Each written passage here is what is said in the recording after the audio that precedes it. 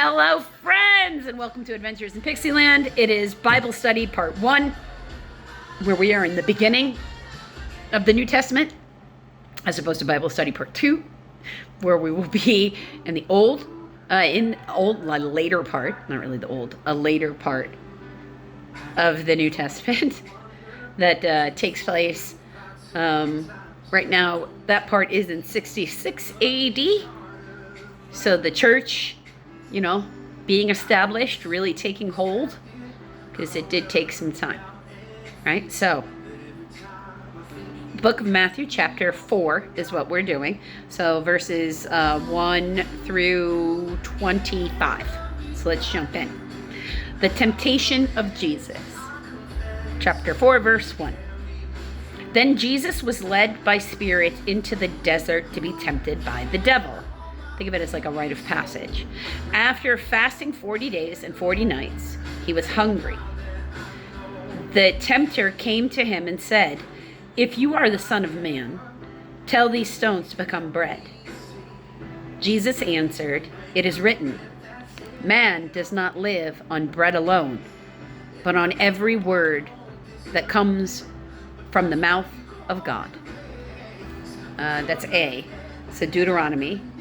Chapter 8, verse 3. That's a lot of days to go without food. Okay. I'm just, wow. I have a hard time with 12 hours, so my brain just can't conceive. Verse 5. Then the devil, no wonder, he chose Son to come. Then the devil took him to the holy city and had him stand on the highest point of the temple. "If you are the Son of God," he said, "throw yourself down, for it is written, he will command his angels concerning you, and they will lift you up in their hands, so that you will not strike your foot against the stone." B. Psalms 91, verses 11 and 12. Jesus answered him, "It is also written, do not put the Lord your God to the test." C. Deuteronomy 6:16. And this is part of why I read the Old Testament in addition. So that's why next year I'll be reading the entire Old Testament. That'll be all the videos and the Psalms. Because Psalms are really poems, and I was going to try to do them written like I do the Proverbs on the Facebook page, but I decided that no, that's not really what you need. They're poems and songs. They're meant to be performed. So it kind of needs to be done out loud. That's how they're intended to be done, is out loud, not just read.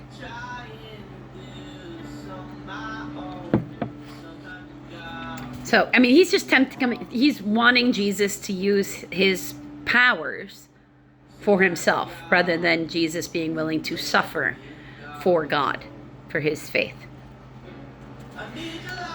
Again, the devil took him to a very high mountain, verse 8, and showed him all the kingdoms of the world and their splendor. "All this I will give you," he said, "if you bow down and worship me." Jesus said to him, "Away from me, Satan, for it is written, worship the Lord your God and serve him only." D. Deuteronomy 6:13. I bend the knee. I bend the knee to him, and only him, and no one else. And then the devil left him, and the angels came and attended him. So he had passed his test. So they immediately came. Okay, apparently I gave myself chores today that I indeed forgot about that I had to do. So it's a good thing that I've got plenty of time to do them today. Oh, I gotta go get that done. Jesus begins to preach. It's what this parable is called, verse 12. When Jesus heard that John had been put in prison, he returned to Galilee.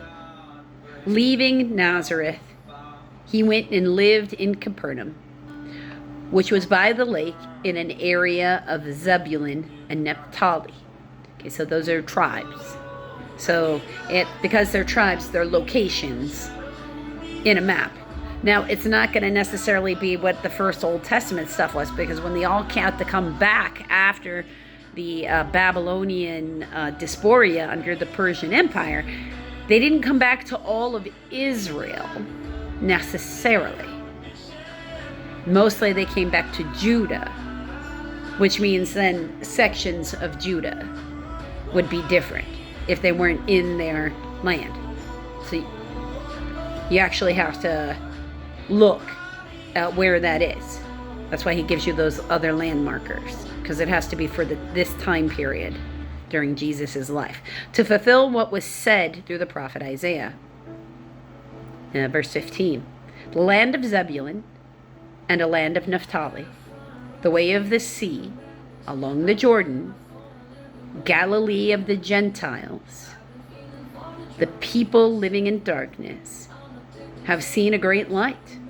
On those living in the land of the shadow of death, a light was dawned.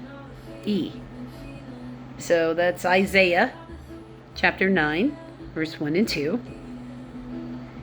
From that time on, Jesus began to preach, repent, for the kingdom of heaven is near. So he considered himself, testifier is what that would be. And he now considered himself worthy to, start the ministry. The calling of the first disciples. Verse 18. As Jesus was walking beside the Sea of Galilee, he saw two brothers, Simon, called Peter, and his brother Andrew. They were casting a net into the lake, for they were fishermen. Come, follow me, Jesus said, and I will make you fishers of men. At once they left their nets and followed him. Every good little Jewish boy is supposed to be seeking his Messiah. Going on from there, he saw two other brothers, James, son of Zebedee, and his brother John. They were in their boat with their father Zebedee, preparing their nets. Jesus called them, and immediately they left the boat and their father and followed him. So they only needed to be around him one time to know there was something different about this one.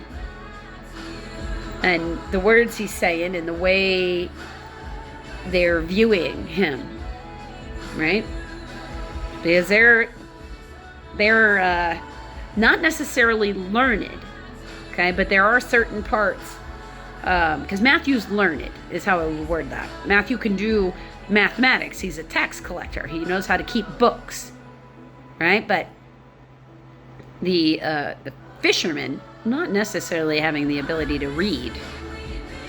And that's why it was important for the Levites to read the laws to them every year, and in reality at least once a year, but certain passages at certain rituals, it's supposed to be certain passages supposed to be read for all the different holidays. So in reality you're going to get it read to you basically twice, at least the important stuff twice every year, and it takes days to read all these laws. So that's why, okay? So they would have known enough of the important parts to know what they were hearing, combined with what they were seeing. So they were taking a chance. Remember, Andrew, also already a follower of John the Baptist. So inclined this way. Jesus heals the sick. I mean, there's a thought that Andrew could have been present when Jesus was baptized, and that's what caused that kind of thing, but that's what they show on The Chosen. There's not necessarily any Bible passages that indicate that. But we do know from different things that Andrew was a follower of John the Baptist. And he's not the only one that came over because of what John the Baptist said. So, if you heard who you were following, who was your rabbi, say that about somebody, and then he tells you to come follow him, that's going to be your response. Now, why the Zebedees? Don't know. Maybe we'll see one of their chapters. Right? Jesus heals the sick, verse 23. Still chapter 4, verse 23. Jesus went throughout Galilee, teaching in their synagogues, preaching the good news of the kingdom, and healing every disease and sickness among the people. News about him spread all over Syria. Now, understand, Syria is in the same general vicinity. That's why they were called the Assyrians. Sometimes the wars between the Jewish people or the Israeli people, depending upon where they were in history, were with the Syrians, because it's just like, here are the people north of this area. It's sort of like a gateway area that if you were trying to go from the Middle East up into like Russian area or the Ukraine, or like any of that sort of part of the continent, you have to crawl through, you have to go through there. There's like a mountain pass that's sort of right in the middle of it. I find it fascinating personally because my genetics does show Syrian DNA, which makes sense because Abraham was said to have come from Syria down. So his original DNA would have just been Syrian. It wasn't until these particular people from these same families kept marrying into each other, they sort of mutated their genetics. But the root would be Syrian, just like the same with the Armenians. The root of that is Syrian. I find it fascinating because there are times when I'm looking at certain people and I'm like, oh, I don't want to be like that, but they seem like they're Jewish. So, oh, they're Armenian, so okay. Or, oh, they're Syrian. That makes sense too. It doesn't matter because it's the same genetic root. So, news about him spread all over Syria. People brought to him all who were ill in various diseases, those suffering severe pain, the demonic possessed, those having seizures, and the paralyzed, and he healed them. Large crowds from Galilee, Decapolis. So, what the heck is that? That is the 10 cities. Okay. Jerusalem, Judea, right? So he's counting this as like two different things.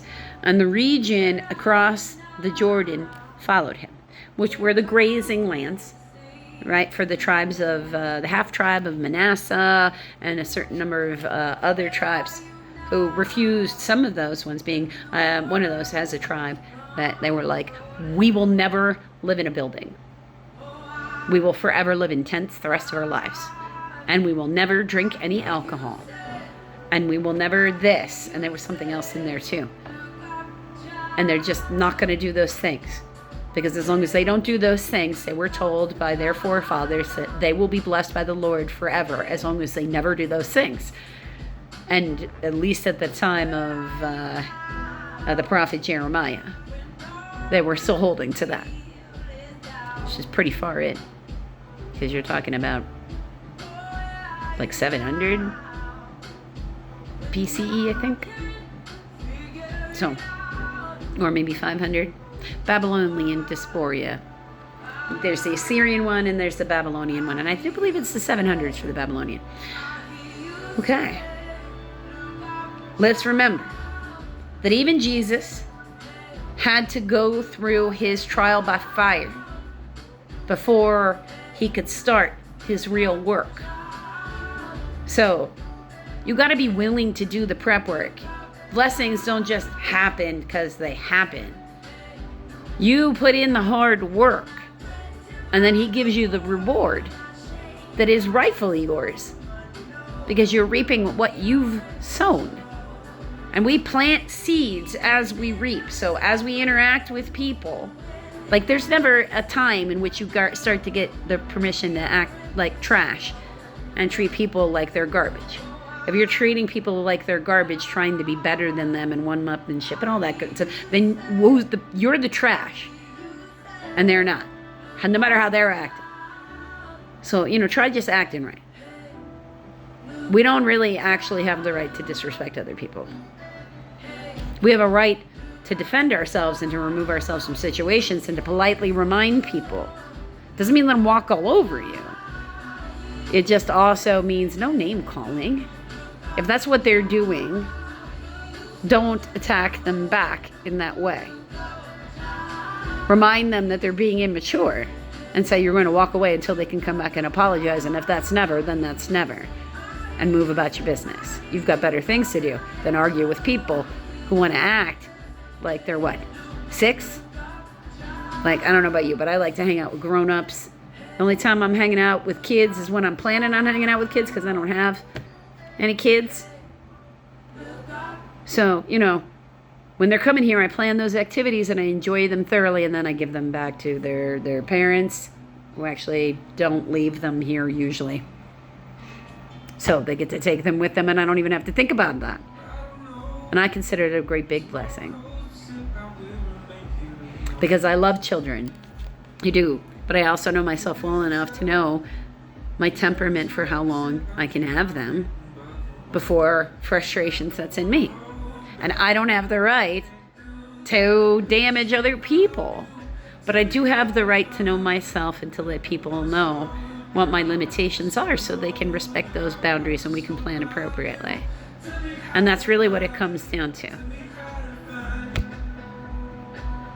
Usually if people come to me with respect and they ask me for help and I can give it to them, I will. But I'm never going to give it to them if they come at me with aggression. Because nobody really likes people who are aggressive. So, do unto others as you would have done unto you.